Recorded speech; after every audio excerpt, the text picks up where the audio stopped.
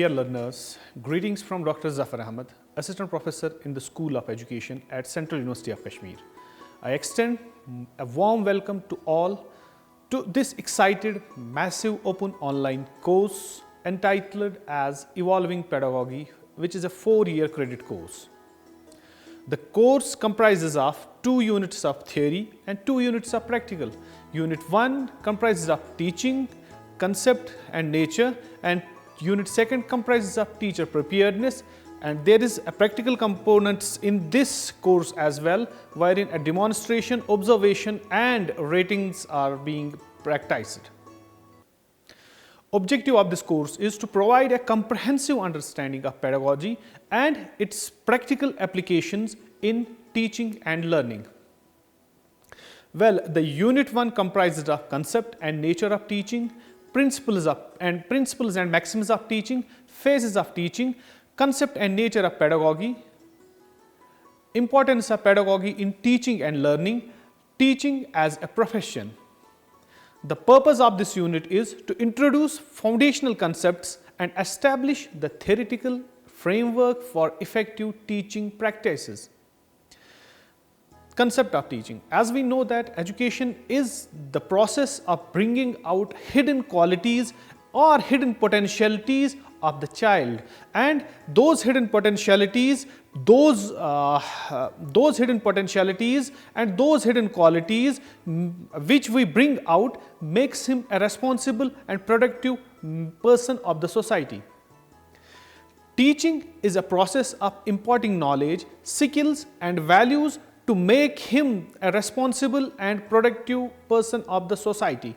Teaching involves sharing of knowledge, sharing of information and ideas to facilitate learning and understanding. Effective teaching involves the use of appropriate methods, strategies to engage learners to facilitate their learning and help them to achieve their learning goals. Characteristics of teaching. Fundamentally, there are 2 different approaches to understand the characteristics of teaching. Number 1 is teaching as knowledge transmission. And teaching as knowledge transmission is an activity in which knowledge, information or experiences is transferred from someone who possesses the knowledge and experience to a novice learner. Teaching as assisted knowledge creation. Teaching as assisted knowledge creation focuses on student-centered activities in which instructors support, guide and encourage novice learners to produce their own knowledge through active and independent practices. Characteristics of teaching. Well, characteristics of teaching is an interactive process which requires engagement between teacher and learner. Number 2 characteristics is teaching is a goal-oriented wherein the teacher aims to achieve specific learning outcomes. The purpose of teaching. The purpose of teaching is to help students to learn and develop skills, values and attitudes that will help them to succeed in life. In addition to that, teaching helps students to learn new concepts, principles and skills. The purpose of teaching is to impart values like empathy, respect and integrity. And the other purpose of teaching is to help students to achieve their learning goals. The principles of teaching. The principles of teaching focuses on learners' needs and interests to address the diverse learning styles and abilities, to provide constructive feedback to enhance the learning. Now, the maxims of teaching. From unknown to known, wherein a teacher builds on prior knowledge. Number 2 is from concrete to abstract, where a teacher starts his lesson with tangible concepts. From simple to complex, teacher gradually increases difficulty level, and from whole to parts, teacher introduces overarching ideas before details.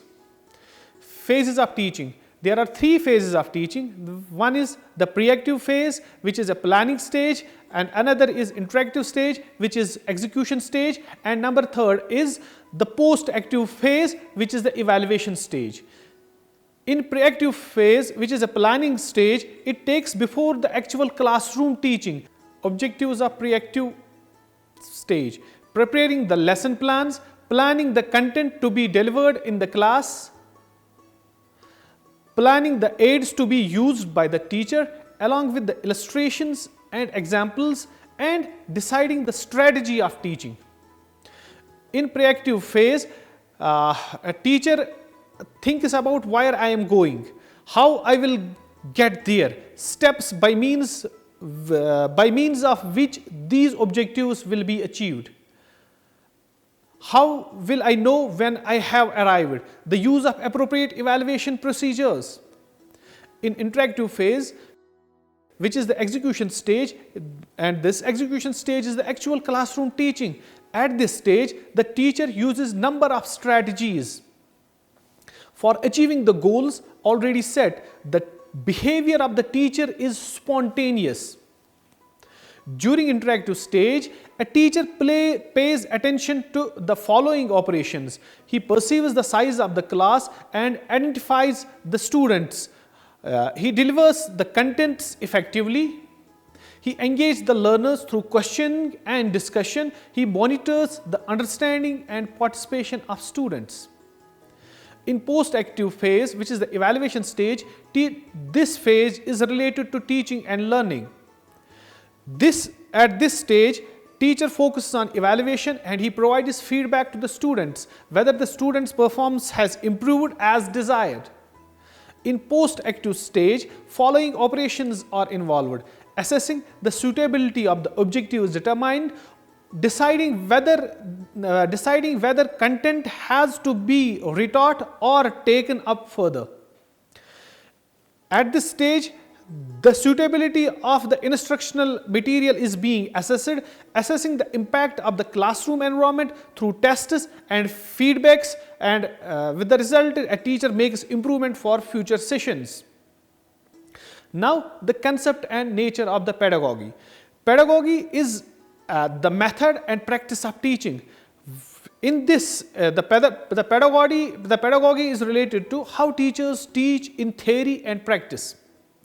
Pedagogy is the theory and practice of teaching that informs instructional strategies and learner engagement.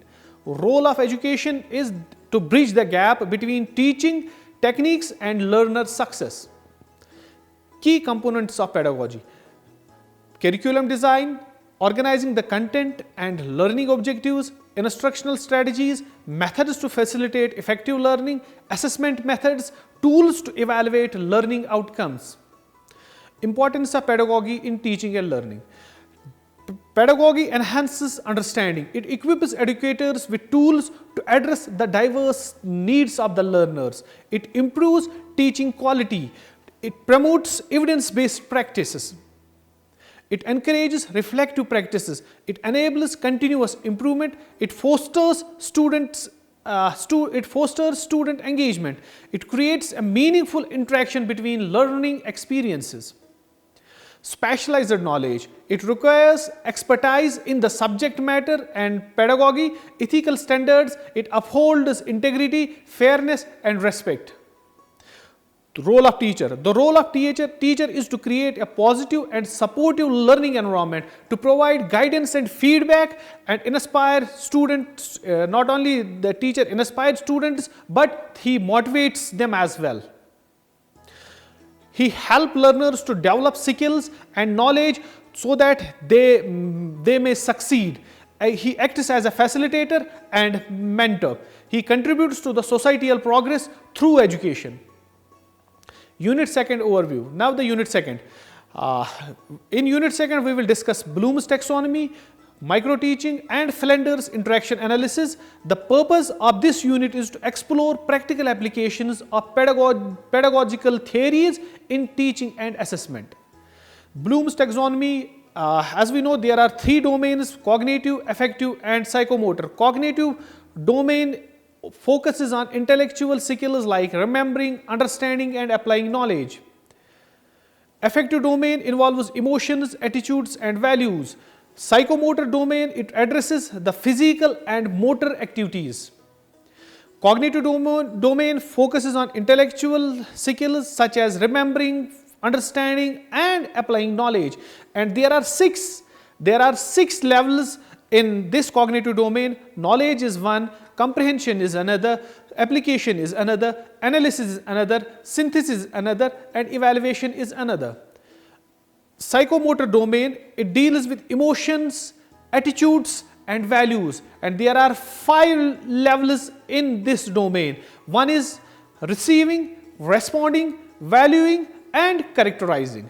And after that is psychomotor domain. Psychomotor domain addresses physical and motor activities, and there are 7 levels or 7 subcategories in this domain. One is perception, number 2 is set, another one is guided responses, third one is mechanism, fourth one is complex overt response, and after that is adaptation, and the last one is organization. Now another concept which we have to deal in this unit is micro-teaching. Micro-teaching is one of the most important developments in the field of teaching practice. It was developed at Stanford University in 1960 by Allen and others. Well, micro-teaching is a teacher training technique which focuses on specific teaching skills in a controlled environment. It's a scaled down teaching encounter in terms of time, in terms of student size of the class. So far as the size of class is concerned, a small unit of group, say 5 to 10 students are taught, or a group of 5 to 10 students for a small period of 5 to 10 minutes, and in these scale down so far as time and size of the class, one teaching skill is practiced during that period. The purpose is to build confidence in novice teachers, enhance specific teaching techniques, and there are steps in micro teaching. One is plan. In plan, a pupil teacher prepares a lesson on a small topic, and number 2 is teach. He delivers the lesson to a small group, and number 3 is observe, wherein teacher receive feedback on performance, and after that is replan, reteach, and re-observe, and wherein a teacher improves those skills, practices if there are any errors or mistakes that has occurred in previous. After that is, now the last is Flanders interaction analysis. As we know that teaching is an interactive process, interaction takes place, or interaction means participation of teacher and student in the process of teaching. In this process, a teacher influences the students also interact with the teacher. Interaction takes place among the students themselves as well. It means in the process of teaching, everybody interacts with each other. Every other person involved in the process. Teaching influences students through lecture, ask questions, criticizing, and giving directions. Students reacted to the teacher's lecture and questions, they gave responses. It's an interaction between teacher and students. Ned A. Flander developed a system of interaction analysis to study what is happening in a classroom. When a teacher teaches, it is also known as Flanders interaction analysis categorized system. Flander and others developed this system at the University of Minnesota, USA back in 1955 and 1960. Flanders classified total verbal behavior into 10 categories.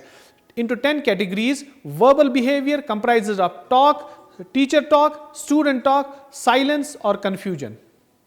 Flanders interaction analysis. The purpose of Flanders interaction analysis is to analyze verbal and non-verbal teacher-student interactions to improve classroom dynamics. And there are three broad categories in this Flanders interaction analysis. Number 1 is teacher talk, number 2 is student talk, and number 3 is silence or confusion. Teacher talk, teacher explains, questions, and directs. In student talk, student responds and initiates. In silence and confusion, reflective pauses or unclear moments. There are 10 categories. The 10 categories are mentioned as under teacher talk. In teacher talk, there are 7 subcategories. In pupil talk, there are 2 subcategories. Number third, the silence or confusion, there is only 1 subcategory. Thus, the first 7 categories include teacher talk. Next 2 categories include pupil talk. The last 10th category includes the small spans of silence or pause or confusion.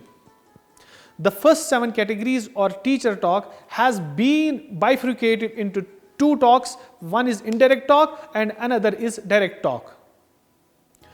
Indirect talk, there are 4 categories, wherein a teacher accepts feelings, he praises or encourages his learners, number third is accepts or uses ideas of the people, and number 4 is asking questions.